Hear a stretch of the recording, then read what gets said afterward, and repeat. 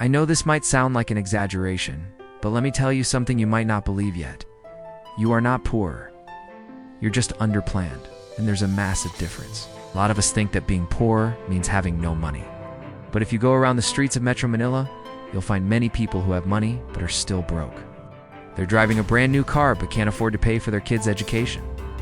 They have a fancy phone plan, but they need to borrow money just so they could buy food.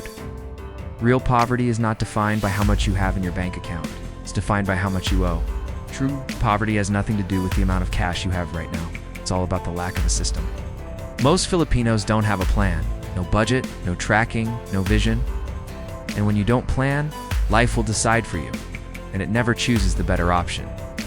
So here are 4 signs that you are not poor, but you're just underplanned. Number 1, you make decent income, but it disappears by the end of the month. This is what happens to most Filipinos. They receive their salary at the start of the month with high hopes and big dreams. But by the time payday comes around, their money is gone, vanished into thin air. They have nothing to show for it, except maybe a few extra kilos from all the takeout food they ordered. Here's the thing. If you don't know where your money is going, you're not broke. You're just unorganized. You might be surprised to know that there are more billionaires in the Philippines than those who earn 1 million per year. There are 11 billionaires and only 9 millionaires. Being rich is not about how much you earn, it's about how much you keep. No. 2. You have no idea how much you spend per week. If you can't remember how much you spent last week, or what you spent it on, then you're not poor. You're just not keeping tabs. According to research, it takes about 6 months to form a habit. So if you've been spending money the same way for the past 6 months, it's probably because you've formed a habit out of it. Good habits can serve you well, bad ones can cost you dearly. No. 3. You're scared to open your banking app. If you dread checking your account because you're afraid of what you'll see, then you're not poor, you're just avoiding reality. Facing your problems won't make you poor, it will make you wise. A wise man once said, "The man who goes after a poor girl will soon come to a rich end." So don't be afraid to check your account. It's not the numbers that will ruin you, it's your reaction to them. And no. 4. You rely on barya and utang by mid-month.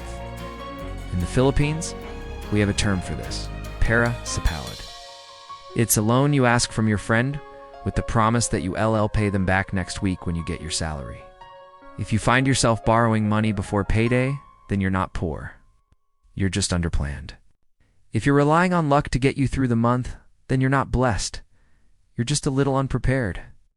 Let me say this again for those who joined us late. You are not poor. You're just underplanned. And that means there is still hope. You can still turn things around. It just takes a little effort. So here's what a basic plan looks like. Step 1. Set a clear 30-day goal. How much do you want to save? How much debt do you want to pay off? What do you want to achieve in the next 30 days? Write it down. Step 2. Write down your fixed expenses. What are your must-pays in the next 30 days? Rent, electric bills, credit card payments, etc. Step 3. Assign purpose to every PSO. Every single peso you earn should have a job. Some will go to your savings, some will pay for your debts, some will go to your variable expenses like food and transportation.